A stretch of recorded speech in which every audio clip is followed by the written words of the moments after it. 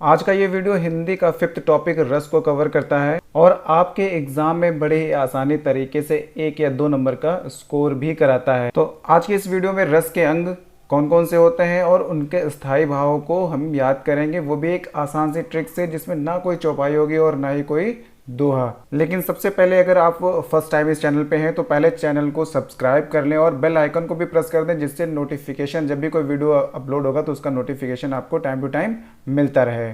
तो रस टॉपिक से जो सबसे इम्पॉर्टेंट क्वेश्चन बनता है वो बनता है स्थायी भाव से। सबसे ज़्यादातर यही पूछा जाता है कि अगर श्रृंगार रस है तो उसका स्थायी भाव बताइए, या वीर रस है तो उसका स्थायी भाव बताइए। तो इनको हमें याद करना चाहिए और अगर ये हमें याद हैं तो हम 1 नंबर आसानी से पा सकते हैं। तो श्रृंगार रस का जो पहला है वो है श्रृंगार रस और इसका स्थायी भाव होता है रति, जो कि सबसे पहला है और आसानी से याद भी हो जाता है। तो उसके बाद देखिए हास्य रस आता है, जो दूसरा रस का प्रकार है हास्य रस, उसका स्थायी भाव हास्य है। ये भी हमें आसानी से याद हो जाता है क्योंकि देखिए मैंने कलर भी कर दिया है। तो कुछ ऐसे ही अगर ऑप्शन में आपको सिमिलरिटीज़ लगती हैं तो वहाँ पे भी आप आसानी से उसको टिक कर सकते हैं। तीसरा जो है करुण रस का जो स्थायी भाव होता है वो शोक होता है। इसको भी पहचानने के लिए आसान सा है कि अगर पहले स्टार्टिंग में क आ रहा है और स्थायी भाव में जो भी ऑप्शन में दिए हैं उसमें भी अगर क आ रहा है तो आप आसानी से उसको टिक कर सकते हैं, क्योंकि देखिए और किसी भी रस का जो स्थायी भाव है उसमें का नहीं आता है, तो आप इसको टिक कर सकते हैं। उसके बाद जो चौथा है वीर रस में देखिए जो वीर होते हैं उनमें उत्साह सबसे ज़्यादा होता है। और जहाँ पे भी आपको अगर पूछ लेगा कि वीर रस का स्थायी भाव क्या है तो वहाँ पे भी आप आसानी से उसका जो स्थायी भाव है उत्साह टिक कर सकते हैं। और जो 5th है रौद्र का स्थायी भाव होता है क्रोध और भयानक का स्थायी भाव भय होता है। आप आसानी से लगा सकते हैं कि भयानक का भय। अद्भुत का जो स्थायी भाव होता है आश्चर्य और विस्मय। इसको भी आप याद कर सकते हैं कि यहाँ पे अद्भुत में आ रहा है और आश्चर्य में भी आ रहा है। और जो दूसरा इसका स्थायी भाव होता है वो विस्मय होता है। तो जैसे इसको भी आप पहचान सकते हैं, एक आसान सा है कि जैसे अगर कोई भूत होता है तो भूत क्या होते हैं, मायावी होते हैं। तो यहाँ पे भी अगर मैं आपको दिखेगा तो एक सिमिलरिटीज़ होती है कि जो आप बहुत ज़्यादा शब्दों का यूज़ करते हैं उनको अगर आप मिलाकर किसी वर्ड को याद करते हैं तो वो हमें एक लंबे समय तक याद रहता है। तो ऐसे ही है कि भूत क्या होते हैं, मायावी होते हैं। तो अगर अद्भुत की कहीं बात आएगी तो मैं अगर दिखेगा तो आपको ज़रूर याद आ जाएगा कि भूत जो है वो मायावी होते हैं और विस्मय आप आसानी से टिक कर पाएंगे। विभत्स का होता है स्थायी भाव जुगुप्सा और यहाँ पे देखिए सा आ रहा है और यहाँ पे सा आ रहा है, तो इसको भी आप आसानी से ऑप्शन में देखते ही टिक कर देंगे। शांत का स्थायी भाव होता है निर्वेद, तो इससे एक शब्द बनता है शनि। तो जहाँ पे भी आपको शांत का स्थायी भाव पूछेगा या सा शब्द आएगा तो आप एक शब्द याद अगर है आपको याद कर लेते हैं शनि। तो जहाँ पे निर्वेद आप तुरंत उसको निर्वेद को टिक कर पाएंगे। देखते हैं एक कुछ MCQ करके कि अगर ट्रिक आपको याद है या इस तरीके से आपने एक शब्दों का जोड़ के अगर कुछ याद किया है तो आपको आसानी से टिक कर पाएंगे।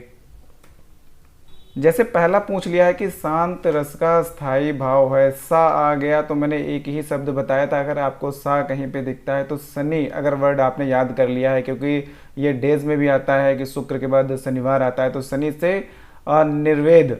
तो अगर ऑप्शन में आपको कहीं निर्वेद दिखता है तो आप तुरंत बता सकते हैं कि शांत रस का स्थायी भाव जो है वो निर्वेद है, आसानी से याद रहेगा। जहाँ पे भी सा दिखता है वहाँ पे आपको अगर शनि आपने शब्द याद रखा है तो आप निर्वेद टिक कर पाएंगे। किस रस का स्थायी भाव रति होता है? अच्छा और बहुत ही महत्वपूर्ण क्वेश्चन है कि रस का स्थायी भाव रति होता है। किस रस का स्थायी भाव रति होता है? तो इसमें आ रहा है भक्ति रस, श्रृंगार रस, दोनों का या दोनों का नहीं। तो जो श्रृंगार रस का अगर हम देखें तो वात्सल्य रस और भक्ति रस जो है इसी के दायरे में आ जाते हैं, इसलिए रसों की संख्या जो है 9 ही माना गया है। तो भक्ति रस और श्रृंगार रस जो है दोनों का स्थायी भाव रति ही होता है। तो इसका ऑप्शन जो होगा वो सी सही होगा। ये मैंने टिक नहीं किया था तो जिसका सही ऑप्शन है उसको टिक भी कर देते हैं, इसका सी सही आंसर होगा। तीसरा इंपॉर्टेंट क्वेश्चन है कि हिंदी काव्य रसों की कुल संख्या कितनी है? तो काव्य रसों की कुल संख्या जो है वो 9 को माना गया है और जो अगर हम भरत मुनि के आधार पे माने तो 8 ही माना गया है, क्योंकि भरत मुनि ने जो है शांत को रस नहीं गिना है। अगला है उत्साह स्थायी भाव किस रस की निष्पत्ति होती है। उत्साह सबसे ज़्यादा किसको आता है, तो अभी इससे पहले एक जो स्थायी भाव जहाँ पे बताया था, तो उत्साह का जो स्थायी भाव होता है वो वीर होता है।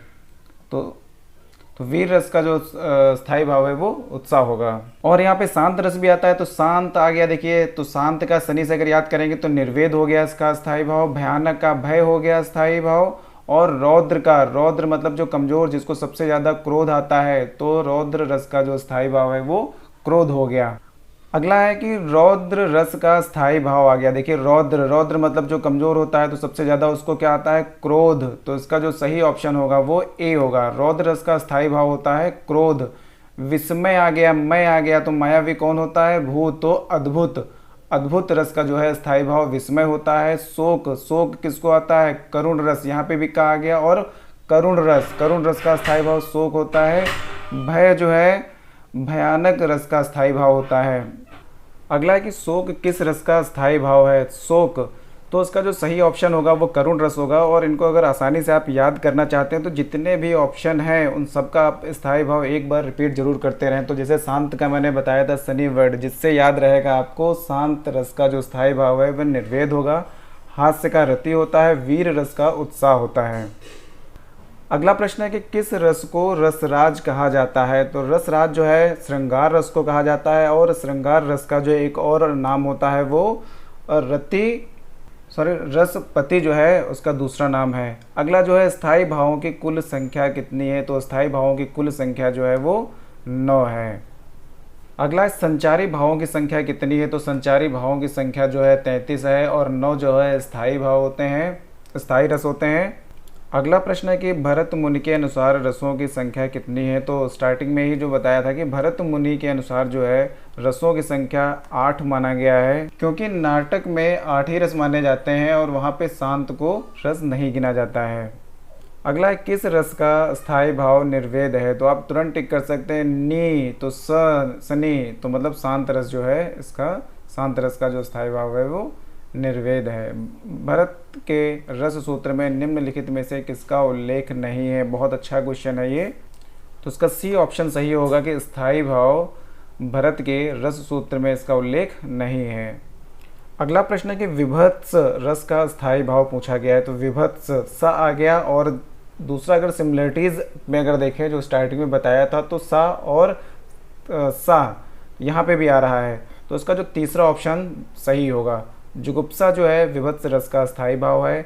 भय जो है वो भयानक रस का स्थायी भाव है। निर्वेद जो है शनि का स्थायी भाव है, शांत का स्थायी भाव है। अगर ये वीडियो आपके लिए हेल्पफुल रहा हो तो वीडियो को लाइक करें और चैनल को सब्सक्राइब करें। Thank you for watching this video.